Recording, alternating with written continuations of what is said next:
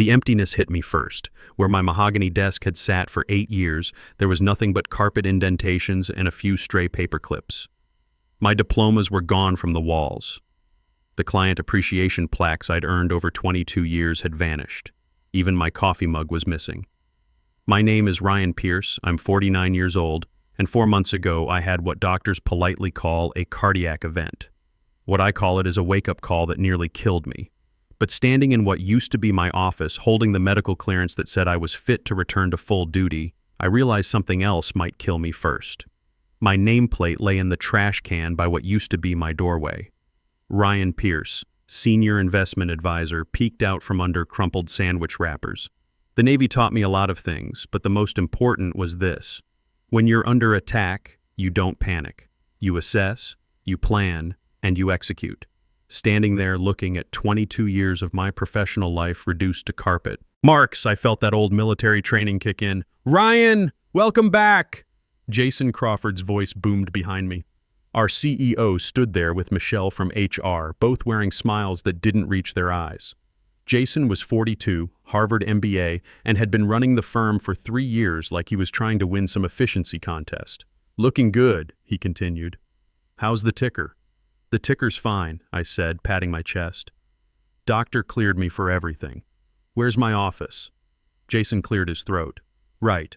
We've had some restructuring while you were recovering. The board voted on departmental changes last month. Michelle stepped forward with her clipboard. We've had to make adjustments to team compositions. Your responsibilities have been redistributed for operational efficiency. The truth hit me like another heart attack. While I was learning to walk again without getting winded, they'd systematically erased my career. I'd been the top performer in our investment division for 5 straight years. My client portfolio generated 55% of our annual revenue. Last quarter, before my heart attack, I'd landed the biggest institutional client in company history. Redistributed, I repeated, my voice steady. In the Navy, we called this a hostile takeover. Your personal belongings are in storage, Michelle offered quickly. We can arrange delivery or... She glanced at Jason. We can discuss your transition to a new role, something less stressful for someone in your situation. I thought back to that morning 6 months ago, the same day I discovered the chest pains weren't just indigestion. I'd accidentally overheard Brad Stevens and Kevin Moore, 2 junior advisors, talking in the break room. Once he's out for cardiac recovery, he's done, Brad had said. Guy's a liability now. Insurance costs alone will sink his profitability. Jason already thinks his client base should be redistributed, Kevin added. Says a guy with heart problems can't handle the stress of major accounts. Once he's gone for surgery, he'll be too weak to fight back. They never knew I was there, standing behind the coffee machine, hand frozen on my chest as the pain started building. That conversation probably saved my life. The stress triggered the heart attack that got me to the hospital before it became fatal. Before I continue with what happened next, let me tell you something about my background. I didn't just stumble into finance from some college campus. I spent 6 years in the Navy, most of it on destroyers in the Pacific. The Navy teaches you 2 things that serve you well in corporate America: preparation and patience. While I was lying in that hospital bed for a week, then recovering at home for 4 months, I wasn't just doing cardiac rehab. I was planning a campaign. The heart attack happened on a Tuesday morning. By Thursday, while I was still hooked up to monitors, I'd made my first phone call to Lindsay Cooper, a lawyer who specialized in workplace discrimination. By the following week, I was documenting everything I could remember about the past year, every comment about my age, every joke about old school methods, every meeting where younger advisors got opportunities I was passed over for. During my recovery, while I was walking laps around my neighborhood and learning to manage stress, I was also building a case. More importantly, I was building an exit strategy. We need to discuss your transition, Jason said now, given your new circumstances. I studied him carefully. Jason had recruited me 8 years ago when he was still trying to build credibility with the board. Back then, he called me his secret weapon and took credit for every major client I brought in. His enthusiasm cooled as I started getting more recognition than he did. Where are Brad and Kevin? I asked. They've taken over your major accounts, Michelle answered, then immediately looked like she regretted the honesty.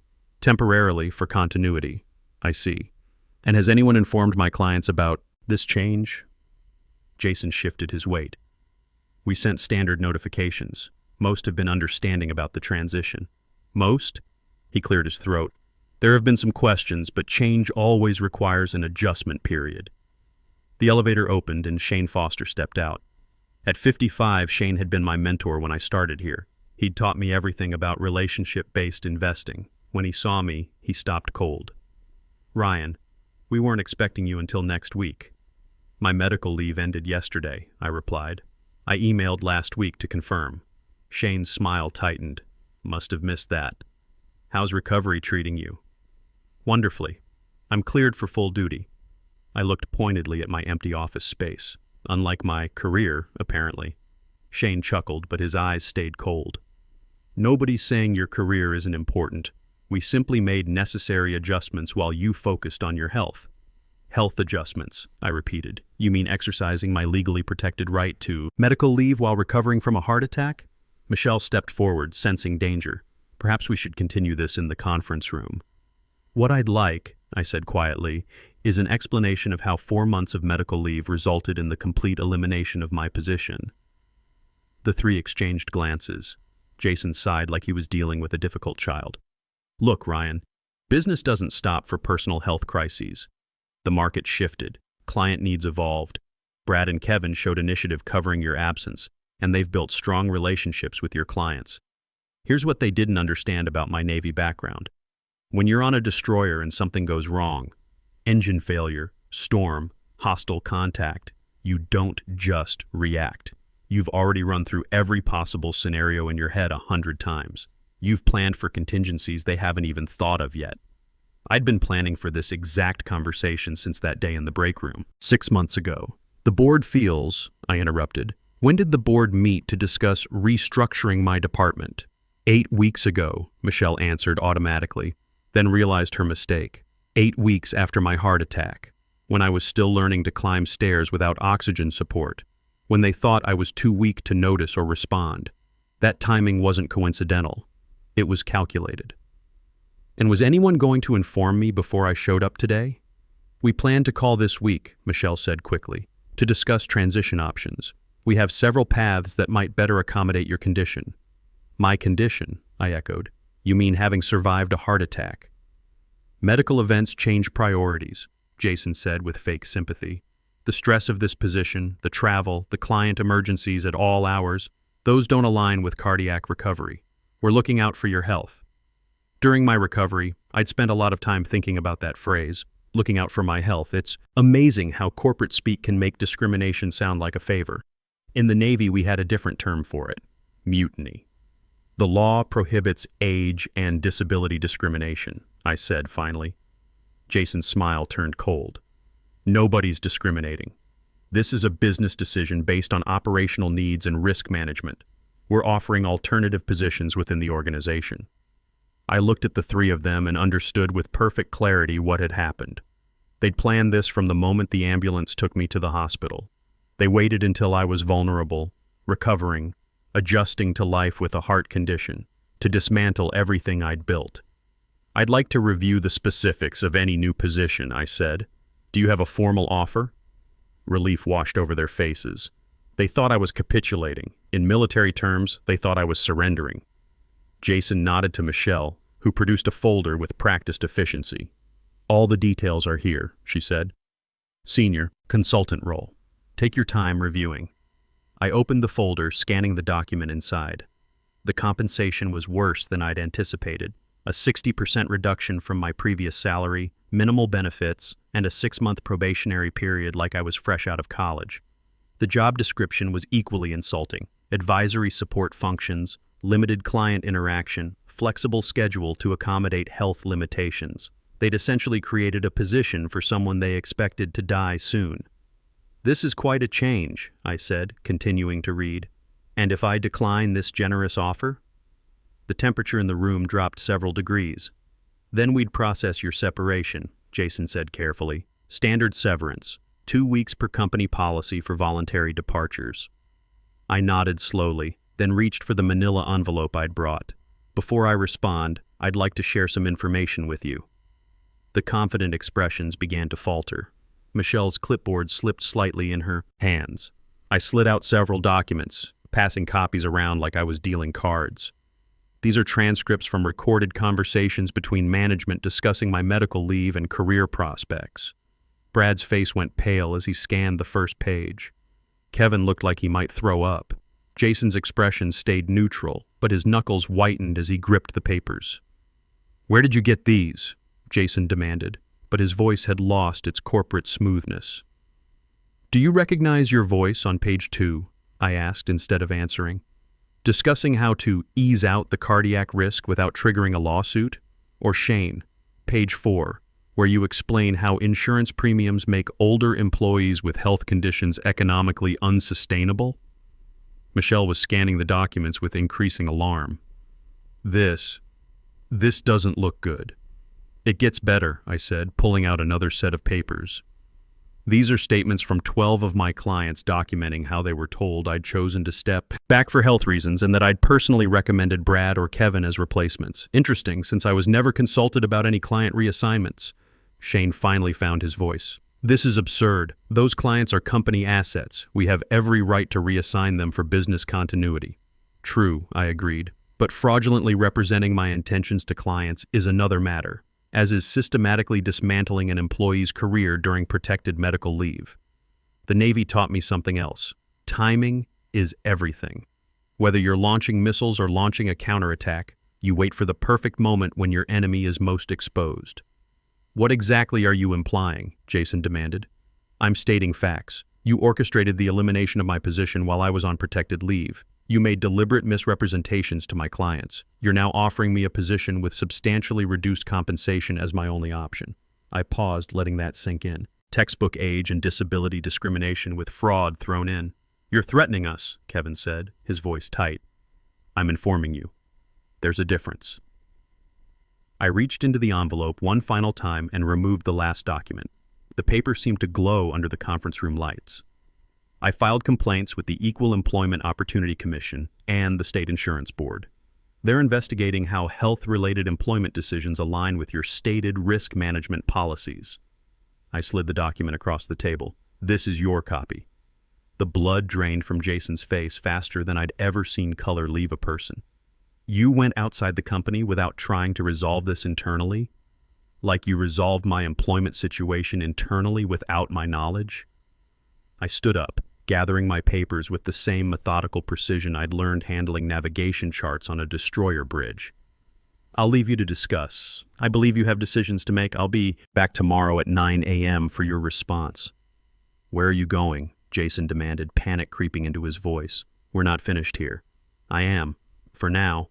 I headed for the door, then paused. "Oh, and you should probably know, Atlantic Financial's board votes on your merger next week." "Interesting timing." Shane's face went ashen. "What does that have to do with anything?" "Nothing at all," I said with a slight smile. "Just thought you'd want all the information before making your decisions." As I stepped into the hallway, Heather Williams, my former assistant, was waiting with a professional smile that didn't quite hide her excitement. Over the past 4 months, Heather had been my eyes and ears inside the company, feeding me intelligence while everyone assumed I was home watching daytime TV and feeling sorry for myself. "Conference room B is ready," she whispered. "They're all here." Conference room B was our largest space, usually reserved for board meetings and major client presentations. As Heather opened the door for me, I stepped into a room filled with 12 of my most important clients. The institutional investors who represented billions in retirement funds, pension plans, and endowments. These weren't just business relationships. Over the years, I'd learned that successful investing isn't about algorithms or market timing. It's about trust. When you're managing money that represents someone's retirement security or a hospital's ability to serve patients, you don't just manage portfolios. You manage relationships. Cole Anderson, director of the State Pension Fund, stood immediately. "Ryan, you look fantastic. How's the heart?" "Stronger than ever, Cole. Thanks for coming on short notice." I'd known Cole for 7 years, ever since he took over the pension fund. His predecessor had been a golf and lunch guy who made decisions based on which firm took him to the best restaurants. Cole was different. He cared about performance, transparency, and treating retirement funds like the sacred trust they were. Lance Taylor, who managed hospital network investments, nodded seriously. When we got those strange notices about your health retirement, we had questions.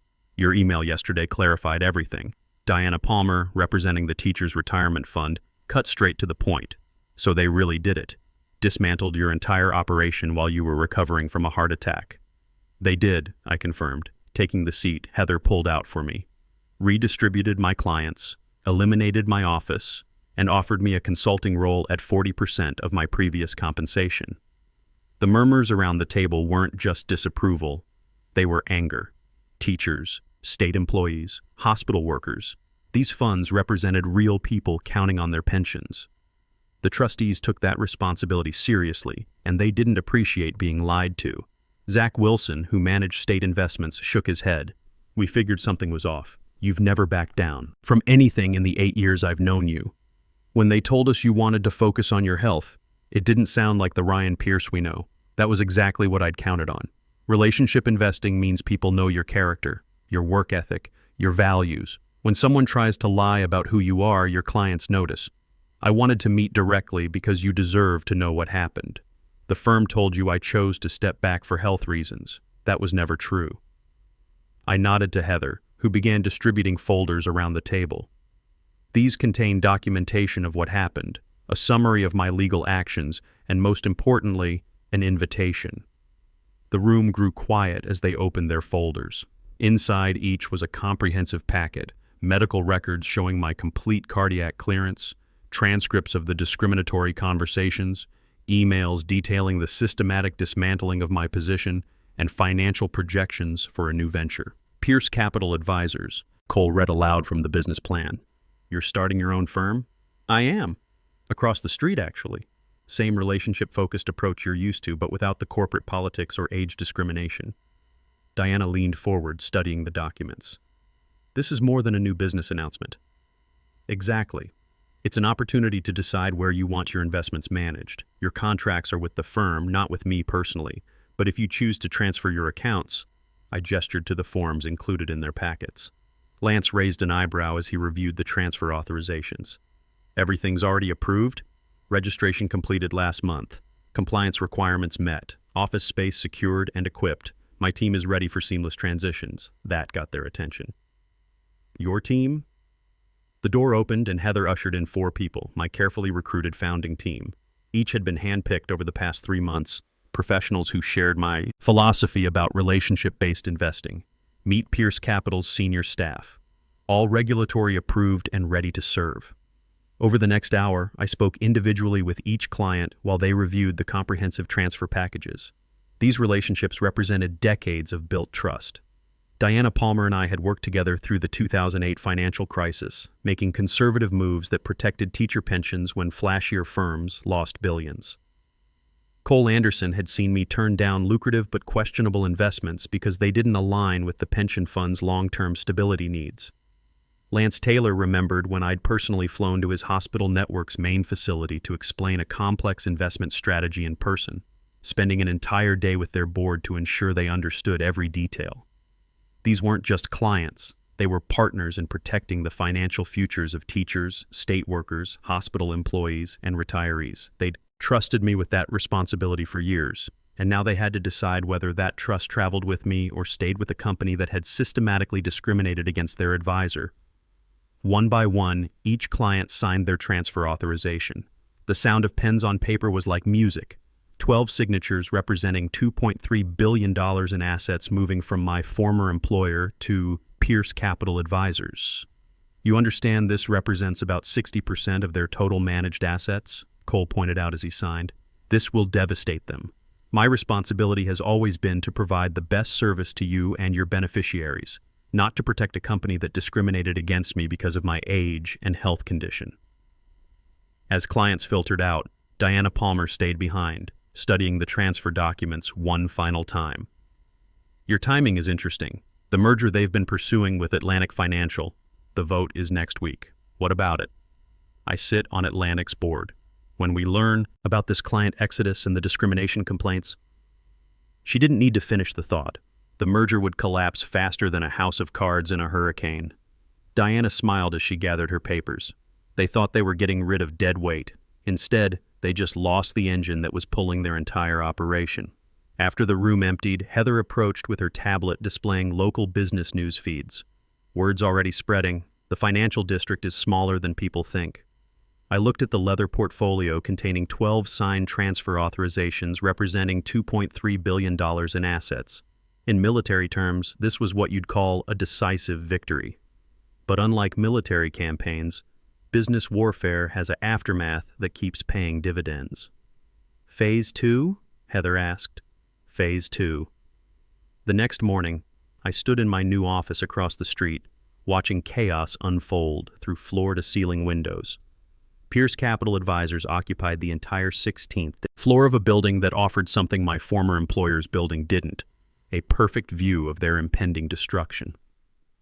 My new office was smaller than the corner suite I'd lost, but it was mine. The walls held my diplomas again, along with my naval service commendation and photos from my destroyer days. On my desk sat a coffee mug that read USS Buchanan, ready for all hands. Some things never change. Heather entered with morning updates and fresh coffee. The board called an emergency session at 6 a.m.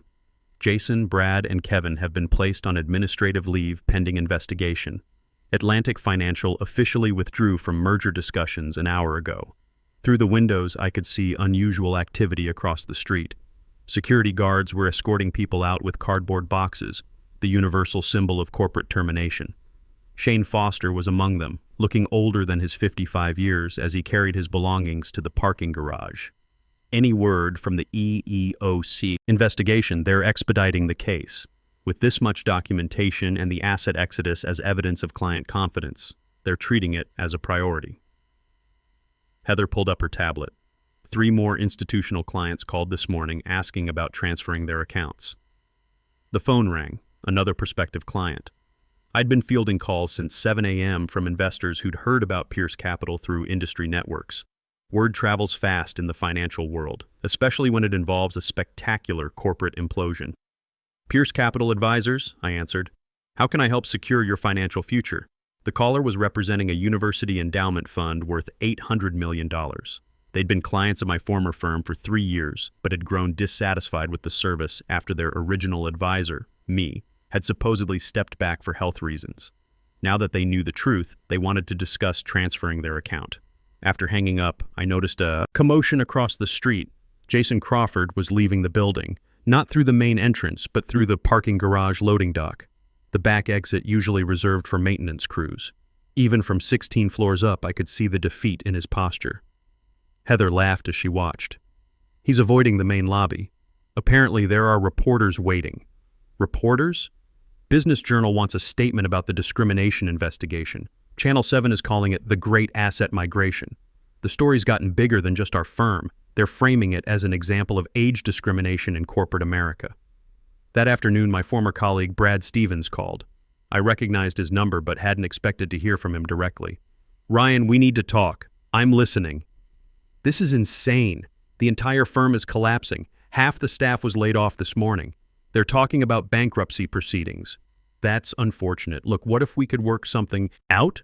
The board is willing to discuss reinstating your position, full compensation, even a promotion.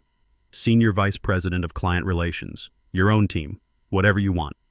I leaned back in my chair, looking across at the building where I'd spent 22 years of my career. Brad, do you know what they taught us in the Navy about burning bridges? No.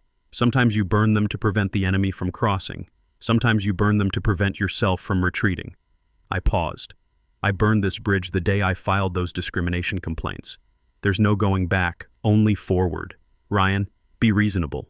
You can't destroy an entire company over a misunderstanding. I'm not destroying anything. I'm competing. Welcome to capitalism.